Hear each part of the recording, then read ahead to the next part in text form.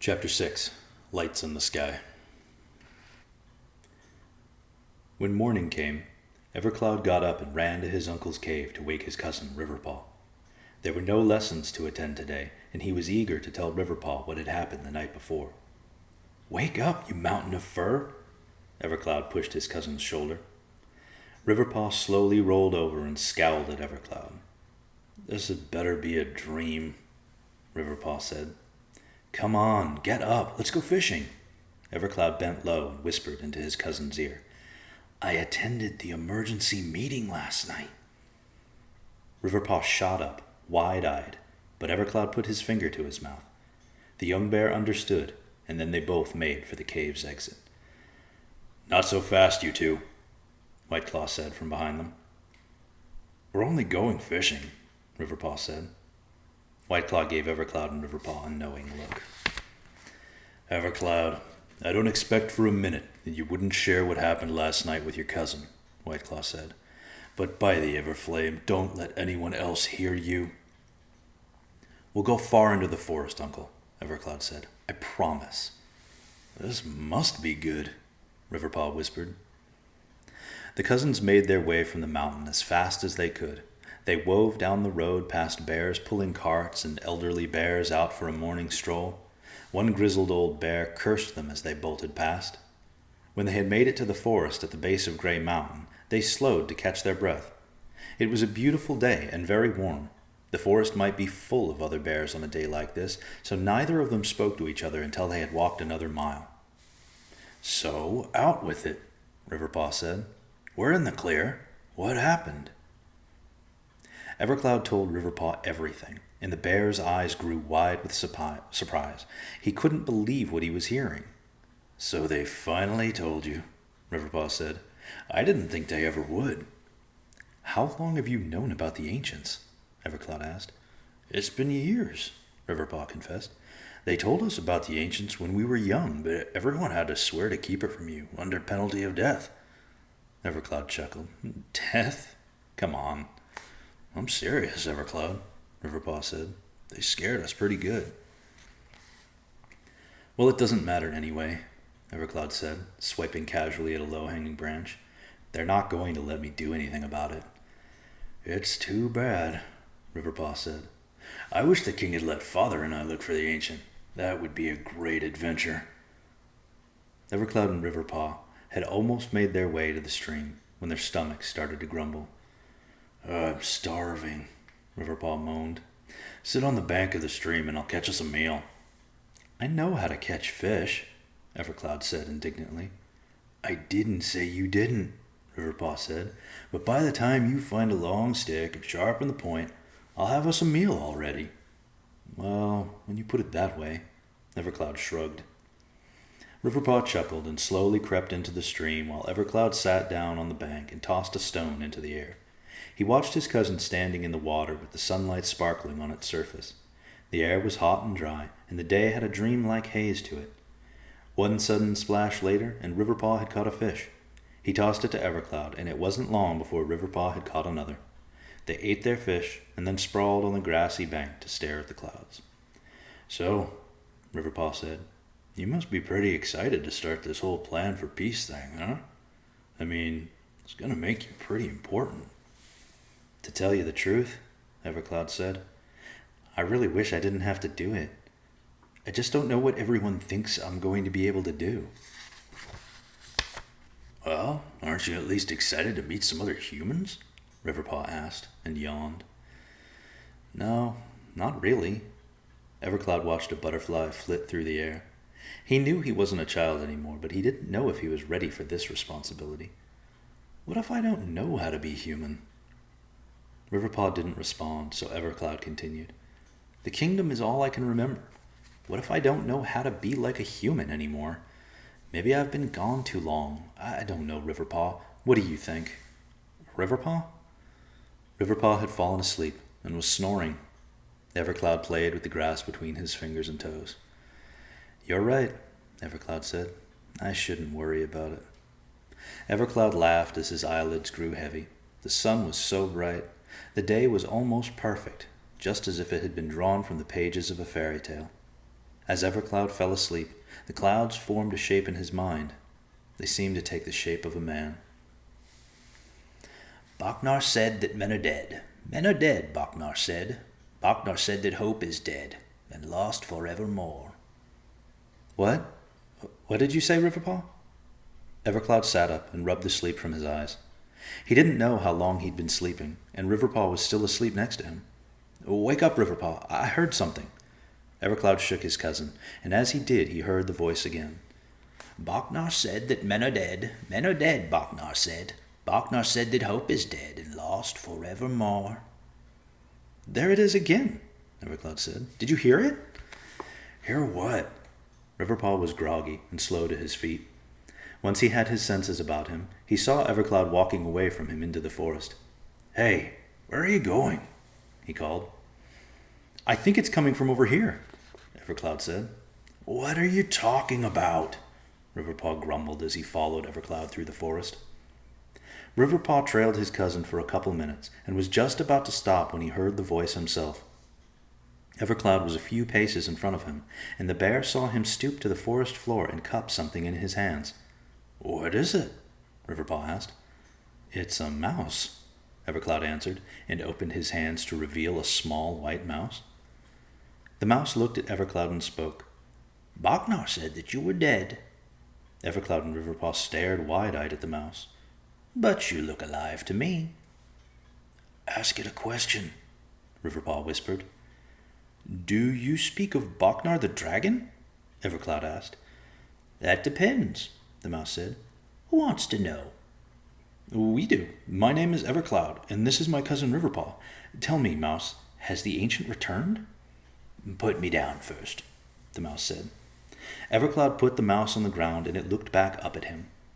Boknar has never left, the mouse said, and scurried away, disappearing underneath the roots of a nearby tree. Wait, Evercloud called. Where can I find him? Mouse, come back! Evercloud, Riverpaw said. We have to tell your father. We have to tell the king what just happened. You're right. Evercloud smiled and patted his cousin on the shoulder. Let's go. Riverpaw smiled back at him. Get on my back. I'll run all the way to the castle, and you could shout to everyone we see what we've discovered. Evercloud leapt onto Riverpaw's back, and they were off. They flew past the trees, and Evercloud whooped into the air. The wind felt so good on his face, he couldn't remember the last time he had felt this happy. This discovery would change everything that had been discussed the night before. Evercloud was sure that finding the ancients would now become a priority over the plan for peace. What was peace between bears and humans, when there could be peace throughout the whole world? The ancients live! Evercloud shouted to the sky, wanting to believe. Soon, Riverpaw and Evercloud broke clear of the forest and onto the roads of Grey Mountain. The roads were filled with bears, and Evercloud shouted to everyone in sight. However, no one seemed to notice them. They were all staring blankly up at the sky. Riverpaw stopped running and skidded to a halt. Evercloud, look, Riverpaw said. Evercloud and Riverpaw looked into the sky and saw what everyone else stared at. Riverpaw, Evercloud said with his mouth wide. What is that? Floating hundreds of feet above the Everflame was what looked like a giant ball of lightning. Everyone stood petrified, unable to believe what they saw. The electric orb moved slowly to the north, and when Evercloud squinted, it looked as though the figure of a man stood in the middle of the light. I've never seen that before, Riverpaw said. We'd better find my father, Evercloud said. I don't have a good feeling about this. Immediately, Riverpaw ran toward the castle. It seemed as though everything was silent except for Riverpaw's pads against the stone. It was as if time stood still all around them. Evercloud continued to look in the sky, and he noticed dusk had fallen on the mountain. We haven't been gone that long, have we? He wondered. The giant ball was bright against the violet sky, but Evercloud couldn't find the setting sun. All of a sudden, he wasn't so sure it was dusk, or if it was some sort of illusion created by the electric orb. The air was warm, but a chill ran the length of Evercloud's spine. He felt vulnerable, as if a line had been crossed and now there was no going back. He swallowed hard and hung on to Riverpaw as tightly as he could. Soon the cousins approached the castle and the doors swung inward. Riverpaw ran until he was inside the castle walls and then stopped before 2 guards barring the way. "Evercloud, Riverpaw," one of the guards said, "your families are at the top of the tower. Please continue on without delay." "Thank you," Riverpaw said. He climbed the tower stairs as fast as he could. Evercloud could hear his own heartbeat matching the rhythm of Riverpaw's strides. Once they reached the room that housed the Everflame, their families were visibly relieved to see them. Goldenheart rushed to Evercloud and threw her furry arms around him. "We were so worried," she said. "Where have you 2 been?" "We fell asleep," Evercloud said, his voice muffled in his mother's embrace. "What is that thing in the sky?" Goldenheart released her son and turned her sullen eyes to her husband. Even I looked back at his wife and then to the young man he called son. "We're not sure," Even I said. The king's words came cautiously from his mouth. Whiteclaw came over and put a paw on his shoulder. "It may be wisest, even, to assume the worst," Whiteclaw said. The king sighed and dropped his shoulders. After a moment he looked at his friend. "Unfortunately, Whiteclaw, I think you might be right," Even I said. "It's the great tyrant, isn't it?" Riverpaw asked as he stood next to his mother. "He has returned." Everyone looked at Riverpaw with a mixture of pain and astonishment. "We're not sure," Even I repeated, "but I don't know what else it could be." "Father," Evercloud said, "something happened to Riverpaw and I in the forest that may tie into this strange event." The elder bears turned their attention to Evercloud, keen to hear what he had to say. "We fell asleep by the stream and were awoken by a voice." He looked to Riverpaw for assurance, and Riverpaw nodded. It belonged to a little white mouse, and he was repeating a rhyme. Evercloud told them the rhyme. He spoke hesitantly, expecting to have his discovery brushed aside as coincidence and foolishness. He had lost the bravado he and Riverpaw had in the forest. His words seemed juvenile now, especially due to the presence of the electric orb. When he finished, he found it difficult to meet his father's gaze. He felt ashamed, as if he had just mocked the severity of their situation. The room was grim. The bears looked to Even I for wisdom, and he merely stared at his son. Whiteclaw was the first to break the silence. "Even I, my king, what say you?" Even I looked at his friend, and as he met his eyes, he seemed to realize his place again. "I say that I was wrong," Even I said. "I believe our sole purpose now should be to find the ancients. I cannot explain away that thing in the sky. Without it, it is easy to dismiss our other information as rumor and coincidence, but if that ball of light is what we believe it to be, then these rumors may be our only hope for salvation. We must find the ancients." Whiteclaw nodded in agreement. "Riverpaw," Even I said, "I need you to retrieve my advisors. We need to hold another emergency meeting, and I wish for you to be there with us." Riverpaw rose to his feet, beaming with pride. "Yes, my king, I am honored."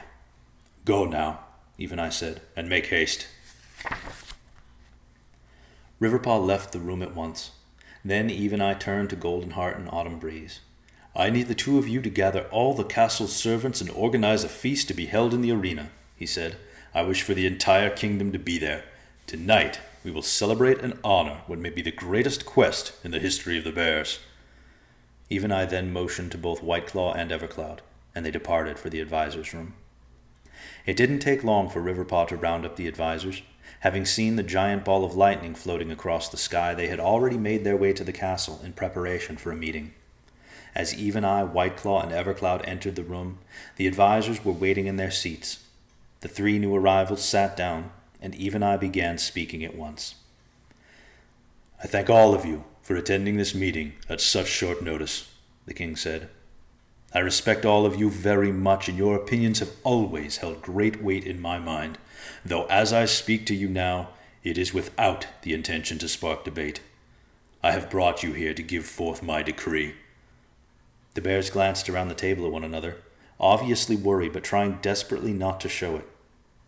"With the appearance of this entity in our sky," Even I continued, "I have decided it is in the kingdom's best interest to prepare ourselves for the worst possibilities.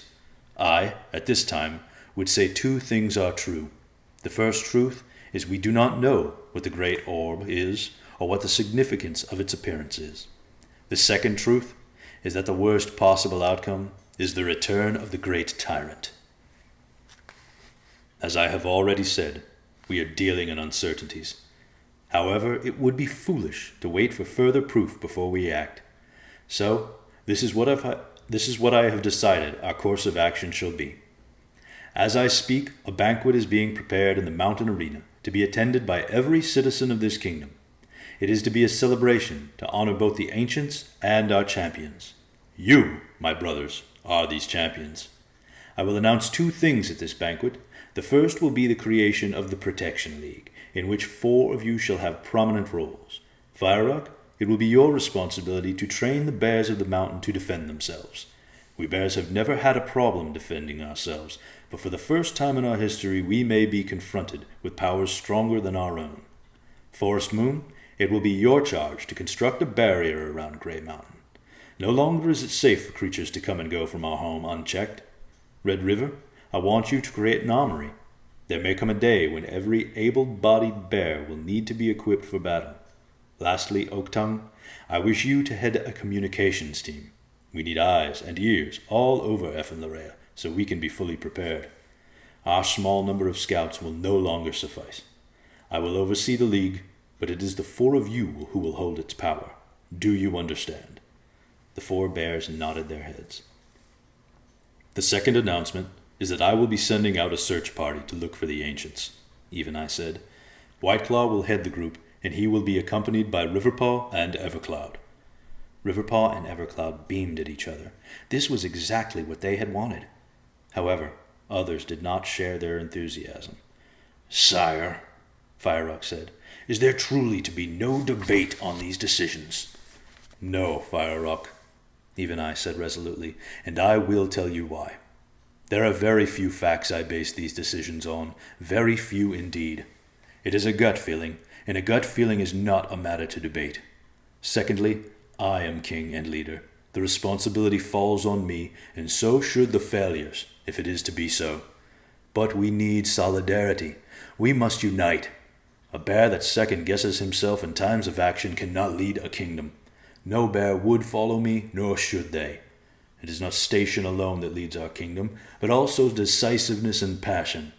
Our kingdom deserves my strength now more than ever. I, in turn, need yours. Oaktongue rose to his feet and looked at the king. You have mine, my king. Mine as well, Whiteclaw said. The other bears echoed Whiteclaw in turn, as did Evercloud. The last to stand was Firerock. My king, I have a confession, Firerock said.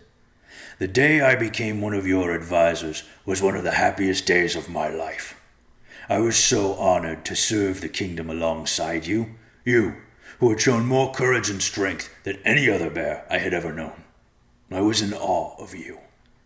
But during my time on this board, you have disappointed me. Your lack of decisiveness had changed my opinion of you. I longed to see the power you had exhibited during your ritual challenges. Tonight, you have shown me you are still that bear, and I am honored to call you my king. I give to you every ounce of strength I possess. Long live King Even I. Long live King Even I, the room echoed. Thank you, Even I said, all of you. You double my heart in size. Tonight we give to our kingdom its heroes.